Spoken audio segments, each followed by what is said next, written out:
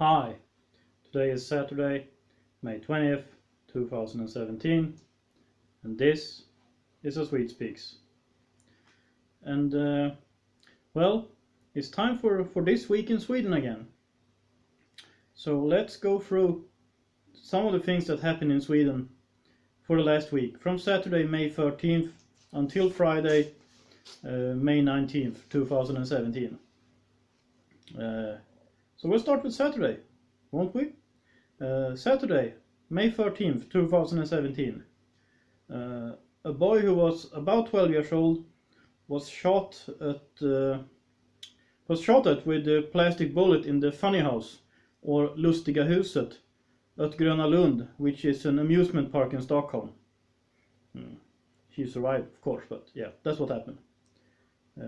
Veberöd municipality in Skåne, in the south of Sweden, has bought apartments for newly arrived asylum seekers before the apartments were even put on the market for sale.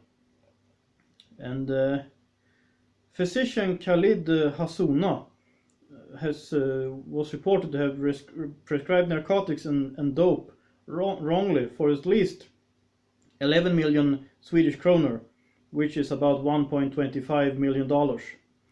And he was taken into custody on Saturday, May 13th, suspected of drug charges and serious fraud.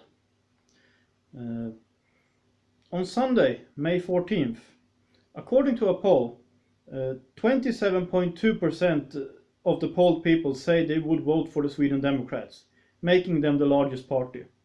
The government parties, including the support party, the Left Party, so that means the Social Democrats, the Green Party, and the Left Party, the last one of them isn't in government but it supports the government, have 35.3% in the same poll. And the alliance parties, that means the moderate coalition party, the Liberal Party, the Center Party, and the Christian Democrats have 33%. So I don't know what's going to happen in the next election, but it's going to be difficult to keep on ignoring the Sweden Democrats. Another poll a few days later said that the Sweden Democrats were at 17%, so I don't know. We'll see what happens. On Monday, May 15th, the Swedish Institute made a block list, including, and these were people who were blocked from commenting and reading what the Swedish Institute was tweeting on Twitter.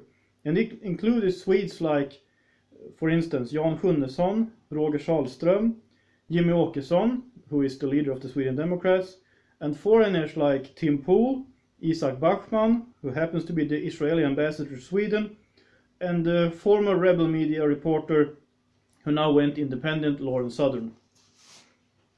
On Tuesday, May 15th, Jimmy Åkesson, who I just mentioned and who is the leader of the Sweden Democrats, his house in Sölvesborg, Blekinge, in the south of Sweden, was attacked on Tuesday evening. He was not at home, but his living girlfriend Louise Eriksson was home, and she reported on Facebook what happened. First they threw eggs at the house, then they came back and knocked on doors and windows and tried to get in. Local police and social workers say that this was not done by small kids, like kids trying to act cool. This is something more serious, that's what they say. In the aftermath of this, a journalist at the Swedish TV channel TV4, or TV4, tweeted that Åkesson is a Nazi and he can suit himself. A statement that TV4, well, that they don't want to be a part of. They removed themselves from this. I don't think Åkesson is a Nazi. I mean, of course, I don't know him personally. Maybe he is, but not as far as I know. And it doesn't really matter. You don't attack people's houses, period. On Wednesday, May 17th, Patrik Reslow, who was a moderate member of parliament, left the moderate coalition party and joined the Sweden Democrats. And the reasons for this, well, he pointed to the failed migration policies and that the opposition parties in the Swedish parliament are not using the majority that they have in several issues, that when they could work with the Sweden Democrats, but they won't. And he hasn't left his place in the Swedish parliament, because officially you are elected as a candidate, not as a party member, although, well, The moderates want him to leave. The Sweden Democrats are of course happy to have him among them. A civil employee at the police authority in Skåne, in the south of Sweden, was reported for hate speech because of Facebook posts. In one of them he criticized people helping beggars, in another he mentioned hijabs and how some Austrian magazine said that soon all women in Europe might have to wear hijabs, which I have mentioned before about this Austrian president who wanted European women to put on hijabs in solidarity with Muslim women. Anyway, this civil employee at the police posted about this on Facebook and he has been reported for hate speech. We'll see what happens with this case. The Catholic Church in the city of Västerås was attacked. Someone sprayed the Arabic letter N on the church, marking them as unbelievers, as Christians. This, I haven't seen this in the media. I've seen this, well, through the grapevine, because I trust in, I got a good source for this, but I have not seen anything about it in the media. 300 people were evacuated after fire in 3 different housings for asylum seekers. And the 3 houses on fire were in Växjö and in Målilla, the 2 first ones in Småland, and in Borby, the last one in Skåne. All of this is in the south of Sweden. Skåne is in the southernmost. On Thursday, May 18th, staff at the Swedish Migration Agency in Umeå alerted that their unit can't handle, well, their commission, what they are supposed to do. The work environment suffered from large organizational problems, mobbing, harassment, threats, and a leadership who denies to listen, who doesn't care. And we'll see what happens with this story.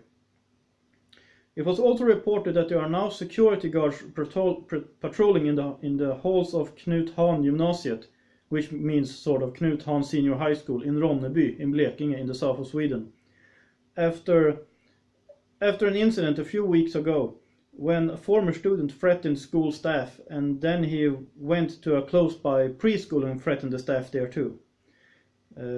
And what they are saying is that students who are waiting for decision from the Swedish Migration Agency on whether they are allowed to stay in the country or not are now considered a security threat.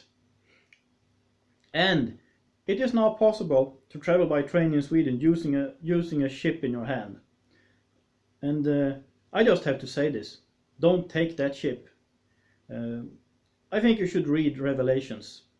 The story also, or the newspaper also reported that between 1,500 and 2,000 Swedes now have that chip.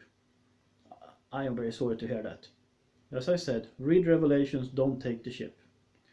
And yesterday, on Friday, May 19th, the Stockholm terrorist Rakhmat Akilov has been approved for subsidized dental care, paid for by taxpayers. He gets to pay 287 Swedish kronor, which equals about $33.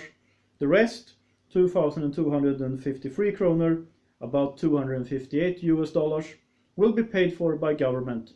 That means by the taxpayers. And I'd like just to point out that Swedish citizens who are older than 19 years are not eligible normally for subsidized health care, or dental care. There are some cases where they might get it, but that is rare. But he gets it, the Stockholm terrorist. Well, you could think about that. And those were the stories from last week in Sweden, or this week in Sweden, that I'd like to mention now. So that's all I have to say about this. I would like to thank the people who are supporting this channel. Through prayers, through Patreon, through PayPal. I am very grateful for all your support, so thank you very much. And if you like this channel, please subscribe, please comment, please share, and please support this channel. And I will include all the necessary information in the information box below. This is A Swede Speaks. Have a nice day.